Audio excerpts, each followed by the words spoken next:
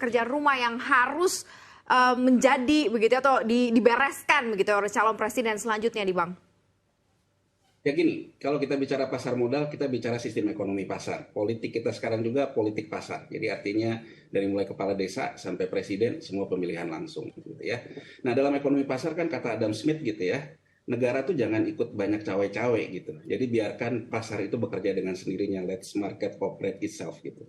Tapi di mana dalam ekonomi pasar negara berperan? Sebetulnya di penegakan hukum yang disebut oleh banyak Bapak Ibu di studio gitu. Jadi artinya yang ingin saya sorotin, penegakan hukum itu basis pertamanya adalah tidak ada konflik kepentingan. Jadi kritik buat pemerintahan Presiden Jokowi periode kedua ini, seolah-olah karena politik itu berbiaya mahal, politik itu ada duitnya gitu ya, seolah-olah bahkan gitu ya, untuk seorang mencapai elektabilitasnya pakai mesin BUMN aja seolah-olah nggak apa-apa. Itu menurut saya sebuah langkah mundur untuk kita mengatakan bahwa negara ini memberikan sinyal yang namanya preventive action terhadap terjadinya ketidakseimbangan di pasar. Jadi saya kembali, poinnya adalah isu penegakan hukum, isu konflik kepentingan di periode Pak Jokowi yang kedua ini sangat dominan, dan menurut saya ini berat buat presiden ke depan. Jadi untuk yang menggantikannya, saya ambil contoh begini ya. Kalau kita mengatakan bahwa misalnya sekarang yang lagi terjadi misalnya di nikel, IMF menyerang tentang ekspor ore dan sebagainya. Kalau kita bedah lebih jauh gitu kan, ini sebenarnya yang terjadi itu kan kalau negara mau bangun smelter, mekanisme pasar gitu. Siapa yang mau membangun smelter investornya? Cina dalam hal ini sebagai investor nggak apa-apa. Tapi dia bisa diserang oleh kubunya Eropa dan Amerika dan sebagainya tentang tata kelola. Tata kelola ini apa? Kalau ternyata Cina tuh masuknya ada konflik kepentingan. Ada konflik kepentingan sama siapa? Ternyata 4L, lu lagi.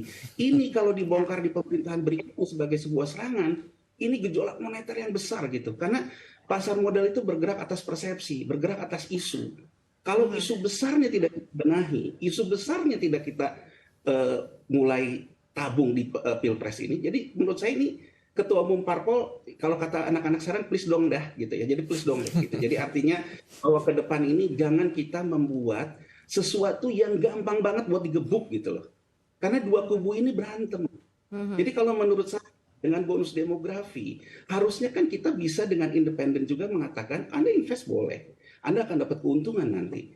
Tapi misalnya nilai tambahnya buat bangsa kami dong, tenaga kerjanya dari bangsa kami juga punya keaturan bagaimana mengatur ekspornya. Sekarang tuh yang terjadi, kritik besar misalnya yang itu adalah dari Komisi Perdagangan Amerika Serikat, bahwa sampai 2027 dengan menguasai nikel ini, Cina itu dia memonopoli industri baterai. Padahal industri baterai ini kan ekonomi di depan kurva buat semua negara. Karena akan menuju ke green. Nah, jadi artinya apa? Ini kan sebenarnya bisa kita atur. Dalam artian apa? Berarti kita bisa mengatur bahwa ekspornya kita atur nggak hanya ke satu negara. Ini yang dimainkan apa? Fungsi pemegang saham pengendalinya, karena Cina pengendali di smelter, dia ekspor ke sana.